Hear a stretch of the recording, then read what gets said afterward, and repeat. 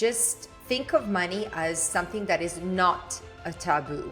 A lot of us have been brought up in the families where, they say, we don't talk about money, don't ask about money, don't mention it. But I actually think we should be talking about money because money is a regular part of our lives. We use it on a daily basis and we should be talking about it as if it's something, just normal. But you can invest as little as $10 per week, and that can add up significantly over a long period of time. And then as they get older, then you can start teaching them to put aside a little bit of their allowance, and when that amount accumulates, you can invest that together. So Maya, welcome to the Personal Finance Podcast. Thank you so much for having me. I'm really excited to be here, Andrew.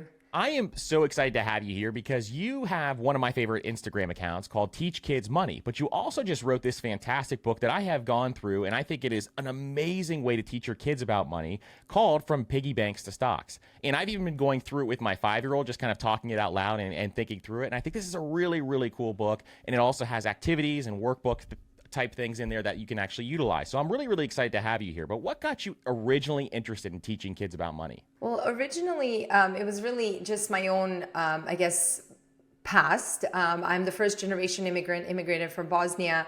And, I had nothing and I had to work my way to get to where I am. I mean, I lived in government shelters and government housing. And I remember once I became a CPA, I had some clients, they were making 6 figures income and they had nothing to show for. And I remember thinking, how is this even possible? I lived in government shelters, government housing, and my mom was able to stretch that dollar to make our ends meet, And it was really, really strange to me. And then I had my own children and I started thinking, okay, what are my kids going to learn in school? And I just thought that school was covering financial literacy at the time. Even though I remember that I didn't learn it in high school, but then I was like, I thought maybe in elementary school, this is what they teach, right? And because I actually immigrated when I was in high school. So I started looking into the curriculum and there was nothing. And this is 12 years ago, so quite a while ago. And I think now a lot of schools have introduced financial literacy curriculum or some of it. And I realized that, my kids were not going to learn anything unless I teach them. So I started teaching my own children. And very shortly after that, other people were asking me to teach their kids. And again, very shortly after that, I started going to schools and doing school workshops. And it just sort of expanded from there because there seems to be so much need. And this is one of the most powerful things I think that parents can do for their children is teaching them about money and teaching them actually how to utilize money, how to save, how to invest, all these different things. And it looks like when I read through your book that you believe that anybody can become a millionaire as long as they start obviously early enough. And so if a parent wants to start teaching their kids about money, what is kind of the best way to kind of introduce that concept? You know what? I think the easiest thing to do is just think of money as something that is not a taboo. A lot of us have been brought up in the families where, they say, we don't talk about money, don't ask about money, don't mention it. But I actually think we should be talking about money because money is a regular part of our lives. We use it on a daily basis and we should be talking about it as if it's something, just normal. And when we talk about it as if it's something normal and throughout the day, certain things happen to us that pertain to money, I think we should be talking about these things to our kids. So, I will go to a store and maybe let's say I will not buy this, cup. And, my child wants me to buy it because it has a superhero on it or something like that. And so I will use that instance as a really good way to connect with my child and talk about money. And I will say, okay, we're not going to buy this because, number one, this is not in my budget. So then, you may get conversations around the budget, or it may be like, because, this is too expensive and I already have so many of these at home. So we really don't need any more like that. But it's just having that conversation and being honest about it and, having that also abundance mindset. So when you say, I don't want to buy something, also be very careful what you say. Don't say, I can't afford it. You can say I can't afford it, but I can't afford it now, meaning that we can afford it later on. So let's plan for it and how we're going to achieve it If this is something that you want, let's figure out a way to like save for it, or maybe figure out how we can earn money for it. So it's also important to incorporate that positive money mindset and not the mindset of scarcity, because we don't want to pass that on to our children.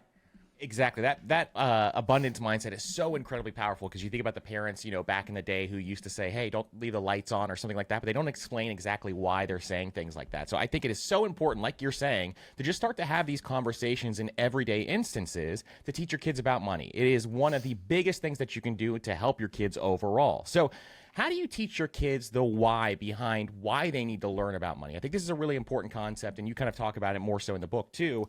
But why or how can you teach them about the why so they know why they're actually doing this? Yeah, I think everybody's why is very different.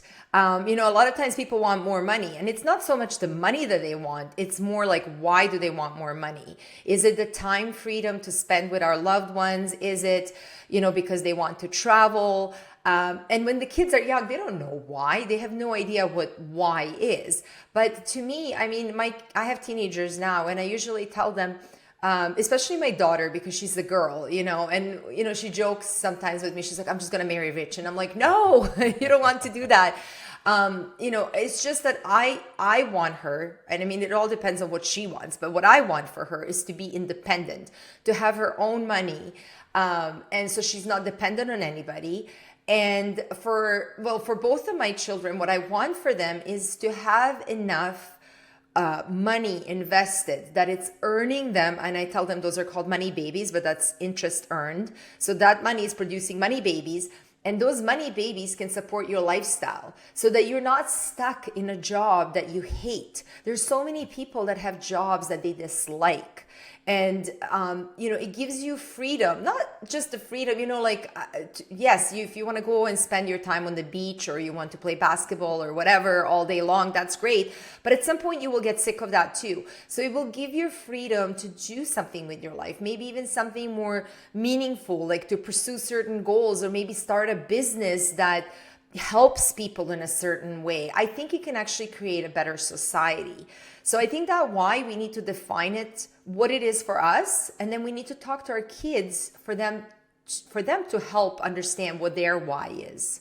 Absolutely. And think about what Maya is talking about here for all the listeners is how powerful would this stuff be to know if you actually knew it when you were, 5, 10, 15, 20 years old, and you actually understood compound interest. You understood how businesses work, and you understood all of these different concepts, how much different your life could be if you actually taught this stuff. So I think this is so powerful to actually have this message for our kids. So as we go through this process, one big thing about the book is teaching kids about investing, because obviously investing creates freedom for our lives. So it is one of the most important things that we need to learn as early as possible. So how early should you kind of approach investing when you're teaching kids, and how does that approach change over time? Oh, it definitely changes over time. So my suggestion for all the parents is to start investing on behalf of their kids as soon as the child is born, if that's possible. I do always caution parents, because sometimes people say, well, I have absolutely no money. Take care of yourself first, put on your own oxygen mask first, right? Like, take care of your own finances before you can start taking care of your child. But you can invest as little as $10 per week, and that can add up significantly over a long period of time. And when they're babies, of course, they don't know anything about investing, but you're setting up this nice nest egg for them. And then as they get older, then you can start teaching them to put aside a little bit of their allowance. And when that amount accumulates, you can invest that together. And then as they, have their first part-time job, again, the same thing, like take a little bit of that paycheck, put it aside and invest it, so that when they become adults, this becomes a habit. They say 95% of what we do on autopilot. We do it out of habit. So we want to create these really, really good habits. And one thing that I started doing with my kids when they were younger, so we started off with savings accounts first. And they had that savings account, and the money in there was, it was actually divided into long-term and short-term savings, because long-term for them is like so out of their realm. They don't even care about it. They don't care about the college. They don't care about owning a house one day. So we had a short-term savings just to, get them to save up for something that they can get in the near future. And that gave them that drive to continue saving and investing for the long-term goals. So that was really kind of like the first thing that we did. And then my kids actually realized, because I would show them their savings accounts, that they were not really making much interest on those savings accounts. So then we invested into a term deposit. That was the next step. And they realized they got a little bit more of an interest. And then they were like, okay, we're ready for stocks. So I started buying them stocks of companies they knew and understood, like that they were actually consumers of. So like a lot of kids have iPads and iPhones. So my kids now own shares of Apple. And this is not a suggestion that everybody should do this, but it's just an example. And eventually we've progressed, owning Apple and like shares of stocks or companies that they knew and understood was actually really helpful, because we were able to have conversations about these companies, especially if they came up in the news. It's like, what are these companies doing? Is this going to increase the share price? Is it going to decrease it?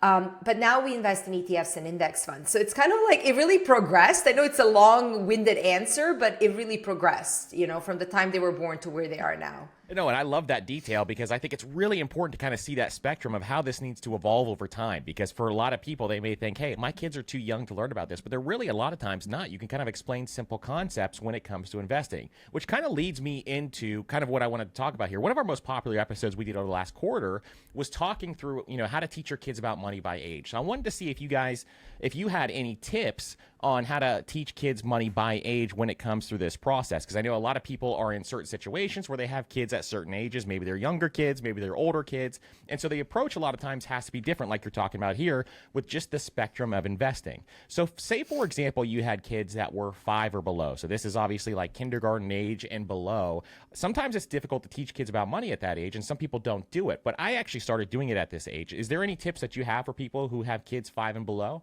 Oh, absolutely. I mean, at this age, kids usually know that money is used to exchange, money is used as an exchange for things or services, right? Like they know that we use money to get things. So I think it's a perfect time to start teaching them about money. And the very first concept that I like to teach this age group is understanding, for them to understand the difference between needs and wants. And they can actually get this. At this age, I've been in kindergarten classrooms and I taught this. They understand needs are things we need for survival. Wants are things that are nice to have, but we don't need them for survival.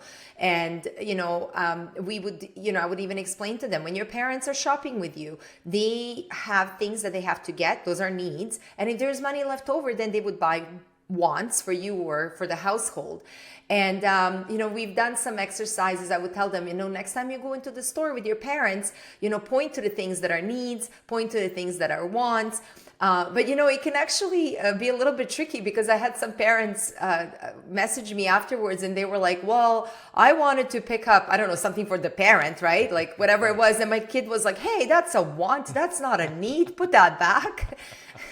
So, it can get tricky like that. And it's a good time, to talk to them about coins and bills, so they understand, like, okay, how the coins relate to each other. You can start giving them allowance if you choose. Make it very simple so that they understand. I personally really think that when you give that allowance, you need to make sure that they do something with it. It's not just handing money over. It's teaching them that, okay, now we have this money. What do we do with it? So when my kids were little, I used to teach them that they have to save a portion of it right away, because I wanted to really embed that habit. And so that's just an example. And that's fantastic, because I think those two things are really, really important. The needs and wants side is something that I haven't done a ton of yet. So when I read it in your book, I said, hey, I got to start doing this with my I have a 5-year-old and a 2-year-old, so they're both in this range. And so I said, I got to start doing this. But I did do the bills and coins, where I actually went out and ended up having to buy fake money, because I was doing bills and coins with real money. And my 2-year-old got a hold of a $100 bill and ripped it in half. So I ended up having to go through, and I bought some fake money. Now they can kind of handle it, like prop money on Amazon or whatever. And they can now handle it. And we do all these different games with it and stuff. We even play with their toys to like create little businesses, and they use the money to kind of learn how to kind of do that kind of stuff. So I think this stuff is really, really important. Needs and wants, I'm going to implement right away. Right when I read your book, I'm definitely doing that. I think it's going to be really, really powerful. Now, 6 to 11 is where they start to change, and maybe development is happening in different areas, and they can understand some different concepts. So is there any differences on how you handle kids within this age range? Oh, absolutely. At that point in time, I start telling them, they can actually spend their money wisely. They understand that, they can start understanding that different stores may have different prices for the same item so that you can actually save some money. And that money that you saved, you can actually spend it on something else, right? So that's usually appealing to them. I also like to teach them about budgeting, like it's kind of the beginning of the budget. So what I've done with my kids, my daughter was, I think, 8 when the first time we implemented this, but it was her birthday party. And I said, okay, you're going to be in charge of this budget. I'm going to show you how budgeting works. And I purposefully made the budget. I guess I could have made it bigger, but I made it a little bit smaller because I just wanted to teach her certain lessons. So, because of the budget, we realized like, okay, we need to have it at home. And what it was is like, and I think she was grade 2. So in grade 2 math, I don't think that they were covering, or like maybe she didn't really do the math yet, but she knew the numbers. Like she knew, $300, like anything above 100, she knew and understood. So I had this Excel spreadsheet that I created with some formulas, and I would just like plug things in there. And I said, as soon as we plug in, let's say pizza or cake or whatever, I said, this amount on the bottom, it keeps getting smaller and smaller. So I said, we don't want it to become red or like have a negative sign next to it, right? And it's so interesting because yes, they don't understand math, but she understood what the whole point was. The point was not to get that number down to 0 or below. Like she didn't even understand the negative numbers, right? Like that's a whole different math concept. But every time that number got close to 0, she was like, okay, well, maybe we can change something. And it was really interesting because she was in charge of making decisions. And then she said, well, can we make the cake at home because it would be cheaper? And I said, sure, not a problem. So we did that. And then she ended up saving maybe, I think it was like $30. And I said, well, you can keep this if you want, or you can spend it on something else. And she decided to spend it on those loot bags, the gift favors, which I absolutely despise. I think they're just junk, but kids love them, right? Yeah. So I just thought that was really nice that she was generous and she wanted to give something back to her friends. But it was an exercise that we went through. And then after the following year, she was in charge of it even more. Like I didn't even have to explain to her as much because she knew exactly what was going on. That's amazing. And I think that is one cool way because you're integrating some of the stuff they're probably even learning in school with the math side of it. And in addition, it's amazing that she has that natural inclination for generosity too. I think that's pretty cool. And then we're going to go to 12 and 18. So age 12 and 18, obviously they are either preteens or teenagers. And so this is a concept where definitely they can understand a lot of different concepts here. So what do you kind of think through and how do you teach kids money during these age ranges? Yeah, I actually think this is an age where it's really, really important to start teaching them about investing, especially because a lot of them will start having their first part-time jobs. So before investing, actually, it's again like teaching them to save. But I guess the idea is that you would be teaching them to save from a very early age. So now it's just like this should be embedded. It should be there. Like they're paying themselves first from every paycheck that they get. And now this money is going to be invested. And, they can start to understand more of these investing concepts. Another big one that I think parents should teach, and sometimes we forget to do this, is credit card and debt management. So, parents can put their kids on their credit card as authorized users. And usually people freak out when I tell them this, but I'm like, that doesn't mean that your kid is going to go out there and have a field day with your credit card. You're still in control. You don't even have to give them that credit card if you don't want to. You can hang on to it, eventually make some purchases on it, and then your child, but by the way, so your child will assume essentially your credit score, but your credit score has to be really good if you're going to do this. Otherwise, you can actually mess up your child's credit score. So if you do this, make sure that, you put a limit on that credit card, how much your child can spend. And it's not just giving them the credit card and say, hey, here you go. It's about having rules. The rules are how much can you spend? What stores can you spend at? Who's going to pay for this? Are you going to pay me or are you going to pay bank directly? Let's look at your credit card statements. Let me teach you that, this credit card statement needs to be paid in full and that you really shouldn't spend money unless you already know that you can cover this, right? Like we're using this to build your credit so that when you're 18 years of age and older, if you want to apply for, I don't know, mortgage or a car loan or something, that you can actually get it on your own and you don't need a cosigner.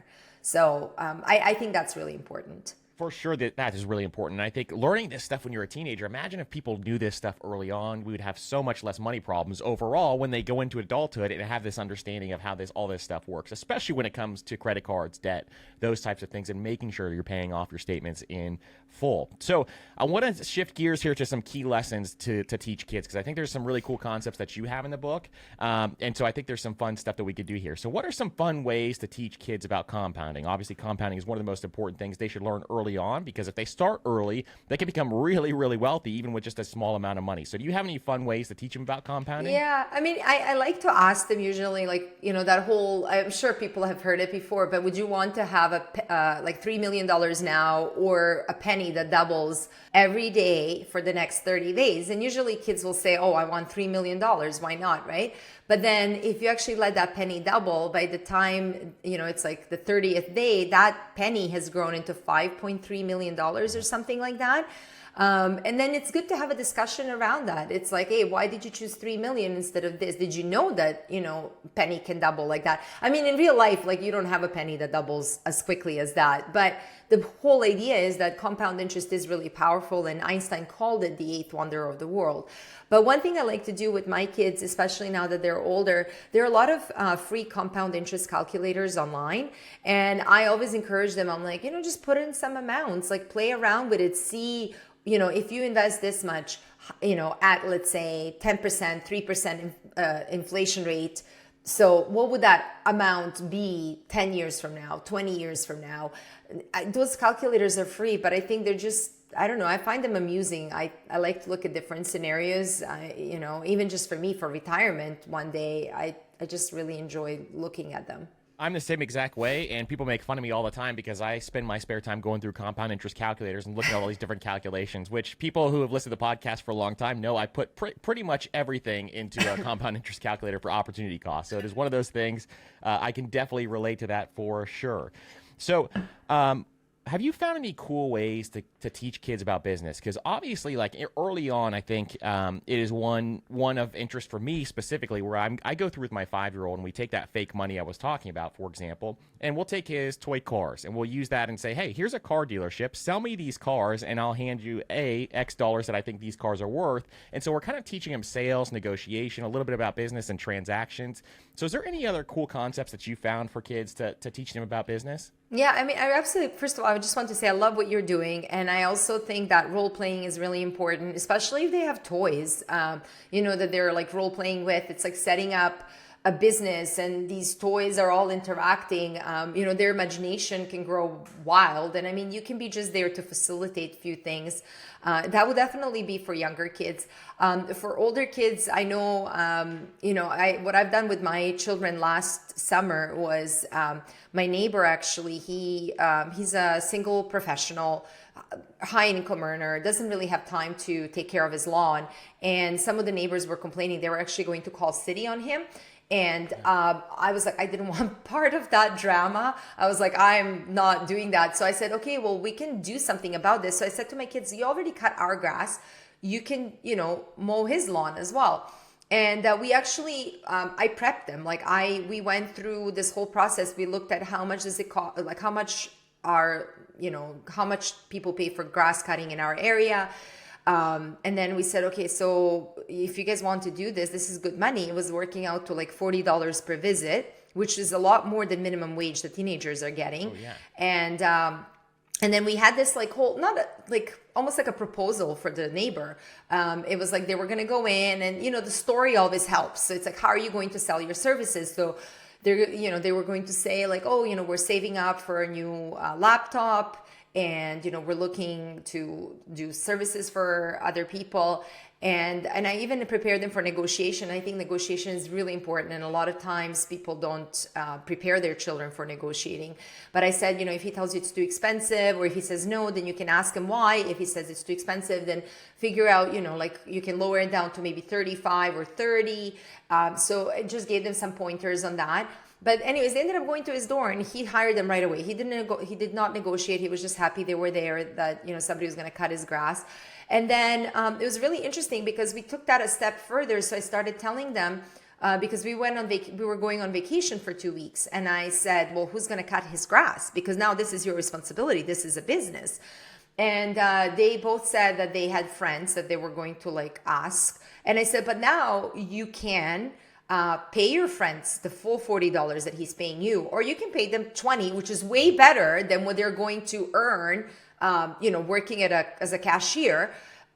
Because I think it's like $15 where I am, like that's the minimum wage. And then they said, they were like, well, no, we'll just pay them 40. And I said, okay, but there is a chance that you could actually hire all your friends. You can go around our neighborhood and actually get more gigs like this. And you can have a group of people working for you, and you can pay them $20, $25 an hour, which is still really good. And you keep the profit, right? So I did explain all that, but it's so funny. I guess, I don't know, maybe because I'm an immigrant and I'm very driven. I totally would have done that when I was younger. Unfortunately, nobody explained it to me. I kind of had to learn this a lot later on in life. And my kids are like, $40 is just enough, right? Like, it's totally cool. And you know what? In some ways, I think it's good to know when enough is enough, right? So I was like, you know what? If you're happy with your $40 once a week, and they split it, so each would get 20. I was like, okay, I think that's okay then. I love that. And I think that this is the cool part that you unlock here. So what's happening here is that you're showing your kids, hey, you can start this business, you can go start this lawn care company, and they're learning all these lessons, even if they're not even doing this leverage piece where they can utilize employees, things like that. They're learning the lesson that it exists. And that'll kind of sit in their brain, and they'll kind of think through, hey, maybe I can do this with some other situations. And I think it's so important just to plant that seed. That's such a cool story. I think that is one where I love that stuff where you have these small businesses in these neighborhoods, because it's really, really helpful to unlock some of these things for kids. So I think that is really, really cool, and something that I wish, all of us could learn early on. And I think it's really, really powerful for sure. Do you have anything that you think is the most important lesson for kids to learn about investing? Is there something specific that you think is the most important piece to learn about investing early on? I think just that the kids, and I know it's hard for kids to understand this, but they have one asset that we as adults have less and less of, which is time. So the sooner they start investing, the better off they will be. And I remember hearing about that when I was in high school, but it didn't click. It only clicks now. And, I don't really know what's the best way to explain it. I tell it to my kids. They just keep rolling their eyes all the time. They're like, yeah, you tell us that all the time. But I think it's just understanding that they have that time, and the sooner they start investing, the better off they will be. For sure. And are there any games out there that you've come across for investing, or anything that kids can kind of play to kind of learn these concepts, especially if they're more game oriented than they would be just listening to their parents tell them? Yeah, so I absolutely love. Have you ever played Cash Flow Quadrant by I have. Robert? That's what got me into real estate investing when I was younger. Yeah, and they do have like a part where you're actually like even investing in stocks and whatnot. And I actually talked about that on my Instagram recently, and I had a teacher tell me that he tried applying this game in his classroom, and he's like, it didn't really go well. I think the reason why doesn't go well, maybe it wouldn't work out well in the classroom, is that it has to be in a smaller setting. So for us it worked because here we have like 2 adults, me and my husband, and then 2 kids, and we played this with our kids since they were very young, like maybe 10 years old. But my husband would take one kid, I would take the other kid. So we play, but we pause the game and we're like, hey, do you understand what's going on? And do you understand how this, like, because there's that sheet, it kind of lists your net worth, not necessarily net worth, but I think it like lists your passive your income. asset. And yeah. And so we're like, do you understand why you're recording it like this? Do you understand what's happening? And so somebody needs to take the time to explain it. But if you have a whole classroom playing it, it's really hard.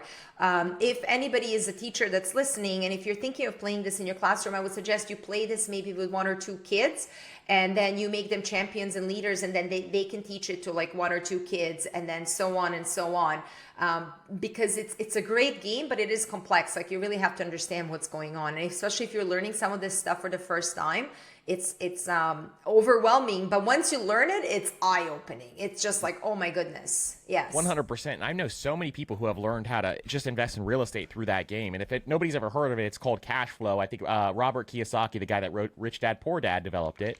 And it's a game where you can actually go out there and, buy real estate and stocks and different assets. And then you kind of learn how these assets work and how they can increase your balance sheet over time, or your net worth statement, same thing. And you can go through this process and really, really learn exactly how these impact your finances. So it's a really, really powerful game. It's not cheap. I think it's like 70 or 80 bucks last time I looked. But you can find used copies and stuff like that too on eBay.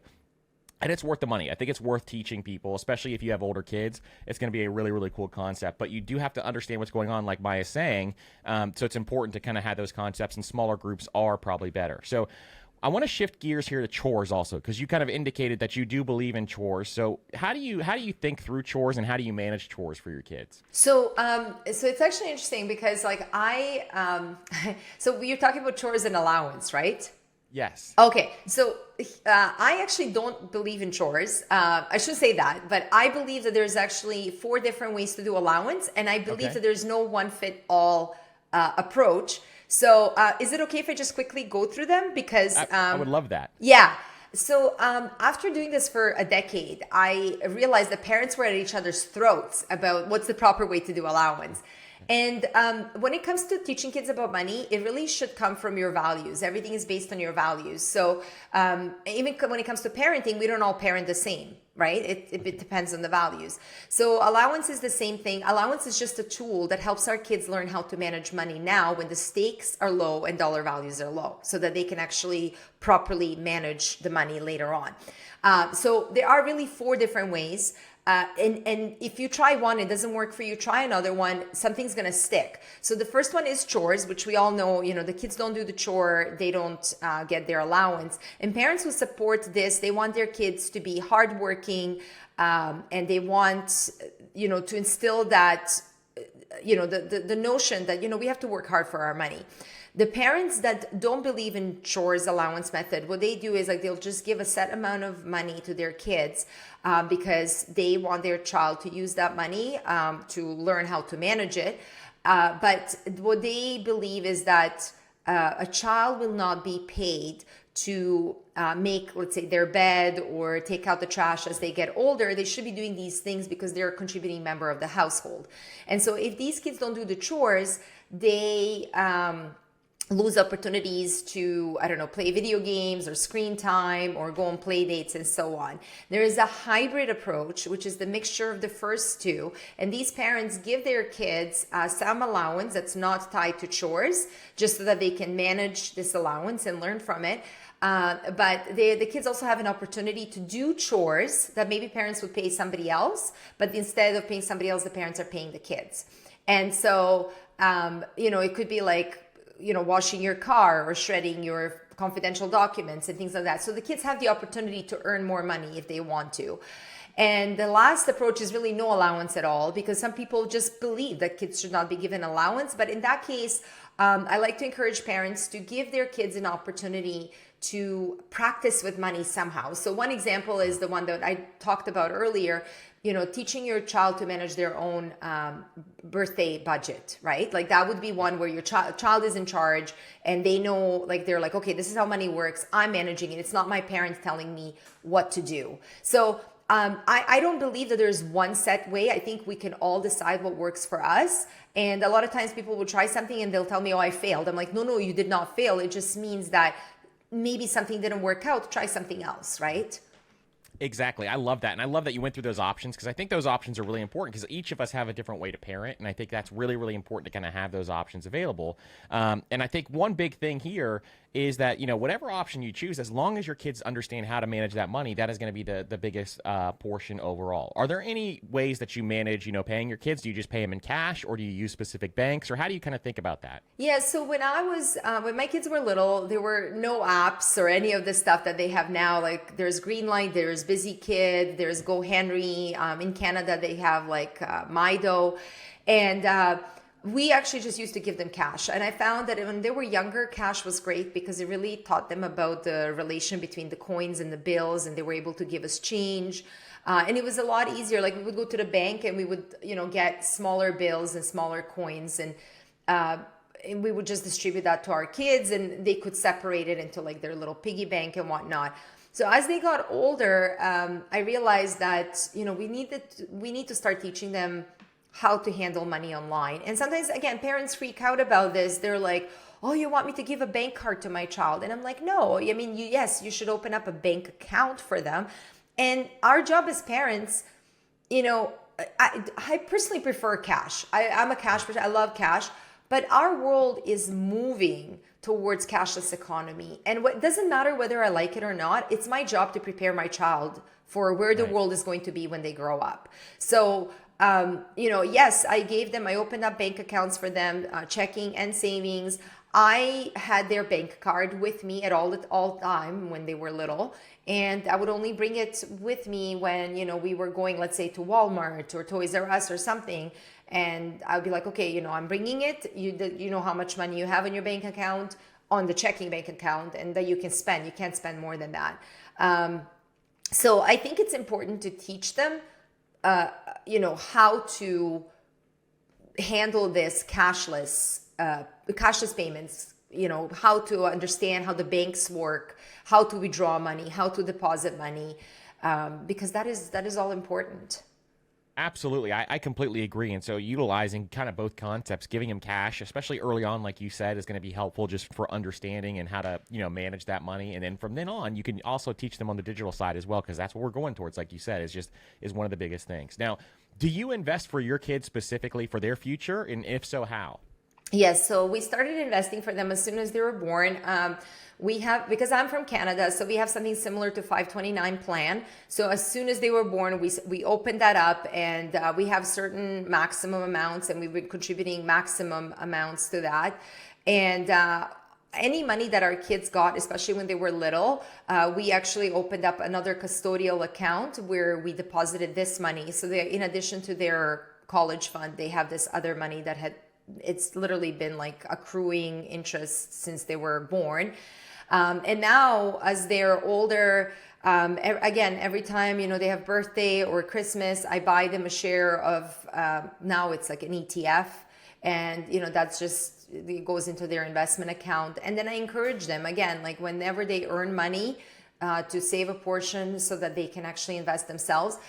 They also get dividends on within their portfolio. And it's just nice, I would tell them, I'm like, hey, you got dividends. And they're like, yeah, make sure you invest that, like reinvest it back into the, and I just love that, they're not like, hey, I want to spend it. I wouldn't let them spend it anyway, but I just like it that they say, just reinvest it. I'm like, okay, we're going to keep building.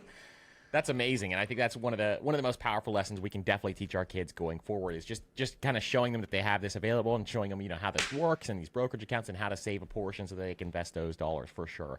So this is one question I ask everybody: if somebody was looking at a pie chart of your specific investments, how do you invest your money and what does that kind of look like? Yeah, so for me, most of my money is in ETFs. I would say about 90% of it is in ETFs. And same with my kids, actually. And I think individual stocks, or maybe even more, like maybe 94%. I think individual stocks are maybe another 5%. And then I do have maybe 1% of Bitcoin. Exactly. That's perfect. And that's what I love. Pretty much everybody kind of lands on that same scenario when we talk to them on here is most folks are like majority index funds or ETFs or something in that range. And then it comes down to like that final 10% is always different, which is always interesting. So I'm going to ask a couple of questions rapid fire. I'm going to shift gears here and kind of see what you think. So what are some of your favorite books that you have read as of recent? So as of recent, I really like Dan Sheik's book for teenagers, First to a Million. It's absolutely amazing. He gives a lot of great tips on, I wish I had that book when I was a teenager. I think that's, it's an amazing book. Another one, which is my favorite, I didn't read it recently, but I always mention this book because it's my favorite book. It's Atomic Habits by James Clear. I just love that book. I think I live by that code. I do believe that small steps can lead to big results. And every day, whenever things get hard, I'm just going to do one little thing. And it doesn't matter what it's for. If it's like in my personal life, if it's in my, fitness, if it's for my finances, I always try to do one little thing. And really the compounding of doing that one little thing after a long period of time, it does show that it does make a big difference. Both those books are amazing. Dan's a friend of the show, and then but James Clear's book, and this is a great time of year to start to read that again because I usually reread that book pretty consistently. And towards the beginning of the year, I start to do it again just to kind of remind myself throughout the year. These small habits are really going to add up over time, and I love that book for sure.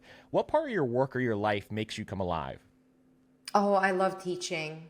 I just love teaching. I don't know. There's just something about, but I love teaching in person more than online. I was actually just teaching online yesterday, and but when I teach in person, it's like I just feed off the energy of the participants, and I can read the room. I'm not a trained teacher. I just think that this is one of my gifts, and I'm very grateful for it. I can read the room. I can see if I'm losing someone, and I can bring them back, and I can get them involved, and I can get them to understand what I'm trying to teach them. And I don't know how I do it.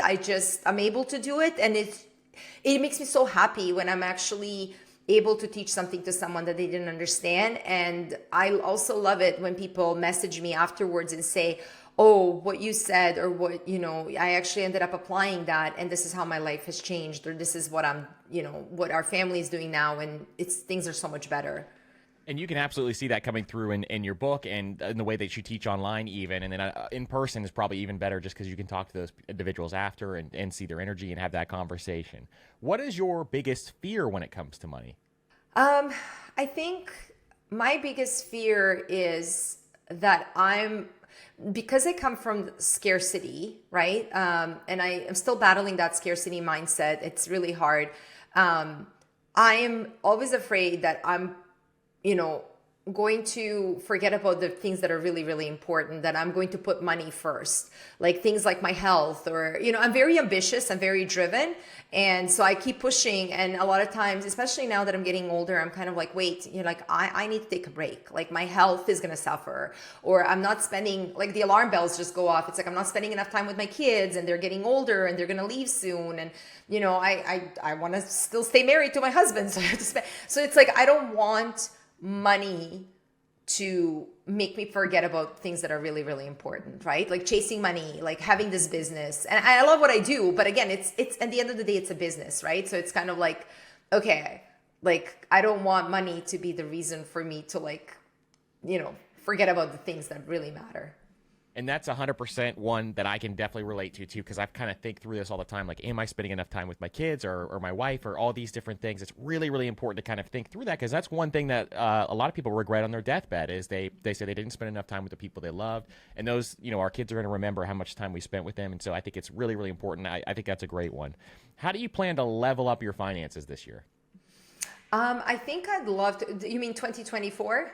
And yes. Yeah, because we're filming this in 2023. Months. Yeah, okay. Yes. I would like to invest more. I was thinking that I'd like to increase my investment percentage.